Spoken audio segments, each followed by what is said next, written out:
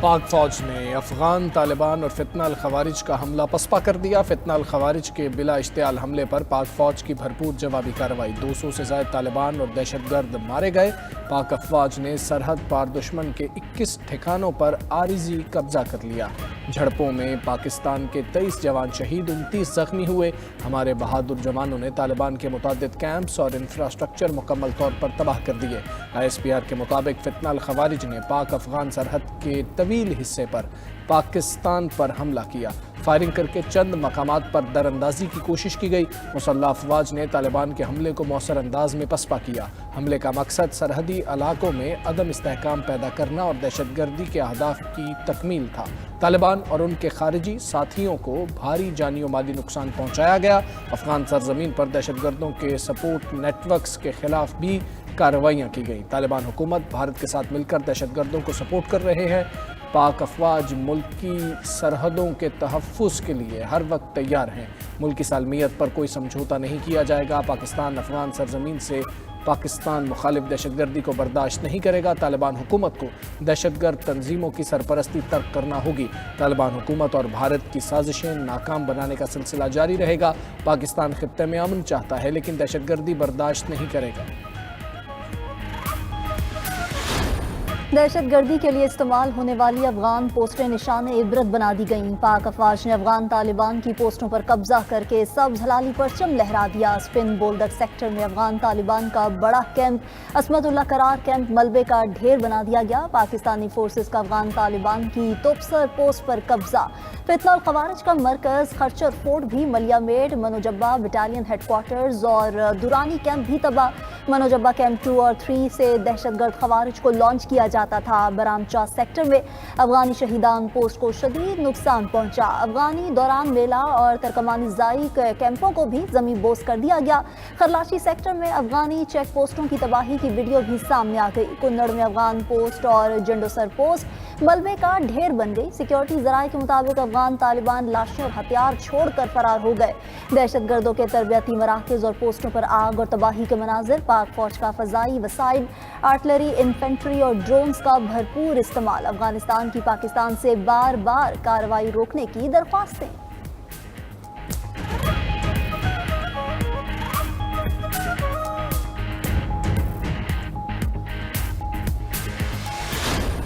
بلوچستان سے خیبر پختونخوا تک سرحد پار دہشت گردوں کے اڈوں پر حملے۔ طالبان کا دورانی کیمپ 2 کامیاب سٹرائک سے مکمل تباہ۔ کیمپ میں موجود 50 سے زائد طالبان اور خارجی مارے گئے۔ طالبان کا غرنالی ہیڈ کوارٹرز بھی ملیا میٹ کر دیا گیا۔ کرم کے مخالف افغانستان سائڈ پر چوٹی پر موجود ٹینک پوزیشن کو بھی نشانہ بنایا گیا۔ کارروائی میں افغان طالبان کے متعدد ٹینک تباہ۔ بلوچستان میں بھی سرحد پار پاکستان کے حملے، متعدد خارجی ہلاک، کئی چیک پوسٹیں تباہ۔ لیوبند اور قلعہ عبداللہ میں افغانی پوسٹ تباہ۔ چاغی میں بھی پاکستانی سیکیورٹی فورسز کے افغان دہشت گردوں پر وار۔ جنوبی وزیرستان میں انگور اڈا کے سامنے افغانستان کی پوسٹ تباہ۔ پاک فوج کی جوابی کارروائی سے کرم کے سامنے افغان طالبان کی شپولہ احلاہ پوسٹ مکمل تباہ۔ باجوڑ کے سامنے افغان طالبان کی کرزئی پوسٹ مکمل طور پر ملیا میٹ۔ جنوبی وزیرستان کے ملحقہ سرحدی علاقوں میں پاک فوج نے متعدد افغان چوکیاں مکمل تباہ کر دی۔ یوب، انگور اڈا اور دیگر افغان طالبان پوسٹوں پر پاکستانی پرچم لہرا دیا گیا۔ افغان طالبان نے پاک فوج کے سامنے سرنڈر کر دیا۔ پاکستان کے زیر قبضہ افغان پوسٹ کے اندرونی مناظر منظر عام پر۔ پوسٹ پر افغانی یونیفارم اور ہتھیار رکھے ہوئے ہیں۔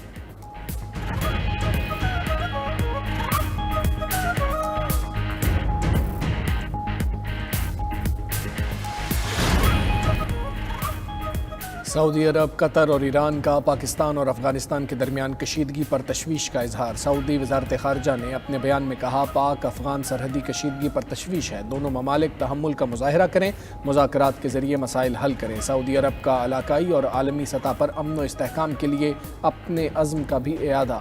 پاکستان افغان سرحدی کشیدگی پر قطری وزارت خارجہ کی بھی تحمل کی اپیل۔ کہا، دونوں ممالک مسائل کو مذاکرات اور سفارتی ذرائع سے حل کریں۔ ایران کی پاک افغان کشیدگی کم کرانے میں مدد کی پیشکش۔ ترجمان ایرانی وزارت خارجہ اسماعیل بقائی نے کہا، ہر ملک کی علاقائی سالمیت اور قومی خود مختاری کا احترام ضروری ہے۔ ایران ہمسایہ ممالک میں کشیدگی کم کرانے میں مدد کرنے کے لیے تیار ہے۔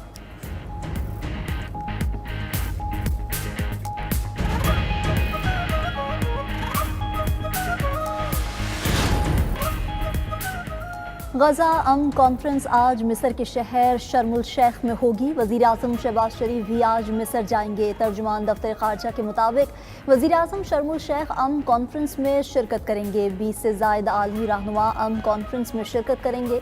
गजा जंगबंदी और कैदियों की रिहाई के मुआहिदे के पहले मरहले पर दस्तखत होंगे। कॉन्फ्रेंस की सदारत अमरीकी और मिस्री सदूर करेंगे। फ़लस्तीनी सदर समेत दीगर आलमी रहनुमा भी शरीक होंगे। Germany, France, Italy, Qatar, UAE, तुर्की, सऊदी अरब और इंडोनेशिया के रहनुमा भी मिस्र जाएंगे। अमेरिका की ईरान को भी गजा अमन कॉन्फ्रेंस में शिरकत की दावत। सदर ट्रंप की आमद से पहले इसराइल में खैर मकदमी बैनर्स लग गए। ट्रंप दौरा मिस्र के बाद पीर को इसराइली पार्लियामेंट से खिताब भी करेंगे। गजा से इसराइली कैदियों की रिहाई आज सुबह होगी। तमाम 20 जिंदा इसराइली कैदियों को एक ही बार रिहा किया जाएगा। तर्जुमान इसराइली हुकूमत का कहना है कि मुआहदे के तहत 28 इसराइली कैदियों की लाशें भी दी जाएंगी। इसराइली कैदियों की रिहाई के बाद फ़लस्तीनी कैदियों को छोड़ा जाएगा। दूसरी तरफ गजा में जंगबंदी के बाद मलबे से लाशें मिलने का सिलसिला जारी।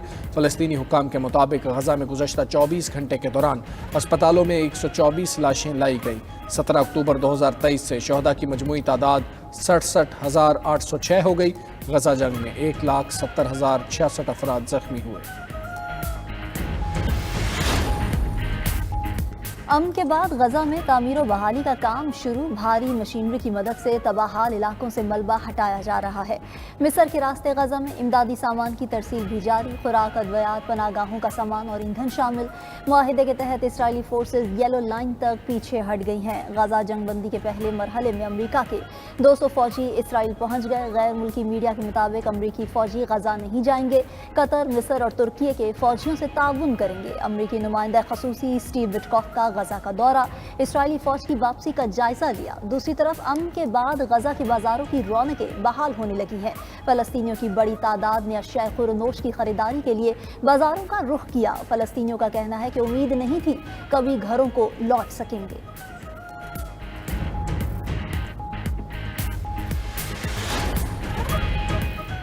खैबर पख्तूनख्वा के वज़ीर आला के लिए 4 उम्मीदवार आमने सामने। नए वज़ीर आला का इंतखाब आज शो ऑफ हैंड से होगा। PTI की तरफ से सुहेल आफरीदी वज़ीर आला का इंतखाब लड़ेंगे। Opposition leader KP doctor Ibadullah ने कागजात नामजदगी वापस ले लिया। अपोजिशन से ज़रक अरबाब और सरदार शाहजहां यूसुफ मैदान में। मौलाना लुत्फुर रहमान भी वज़ीर आला खैबर पख्तूनख्वा बनने की दौड़ में शामिल।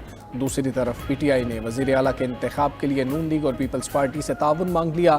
PTI के पार्लिमानी वफ्द की वफाकी वज़ीर अमीर मकाम और गवर्नर खैबर पख्तूनख्वा फैसल करीम कुंडी से मुलाकातें। वज़ीर आला के उम्मीदवार सुहेल आफरीदी को बिला मुकाबला मुंतखब कराने की दरख्वास्त की। गवर्नर ने कहा, अली अमीन गंडापुर के इस्तीफे की मंजूरी में आईन और कानून की पासदारी करूंगा।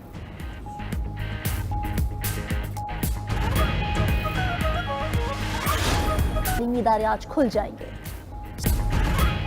चीन ने अमरीकी सदर के 100% टैरिफ के निफाज पर जवाबी इकदामात का इंदिया दे दिया। तर्जुमान चीनी वजारत तिजारत का कहना है कि अगर अमरीका यकतरफा तौर पर इकदामात लेगा तो चीन अपने जायज़ हकूक के तहफ़्फ़ुज़ करेगा। अमरीकी सदर की टैरिफ धमकियों से पीछे नहीं हटेंगे। चीन ने ट्रंप की जानिब से अपनी मसनूआत पर आए ताज़ा अमरीकी टैरिफ को मुनाफिकाना करार दे दिया।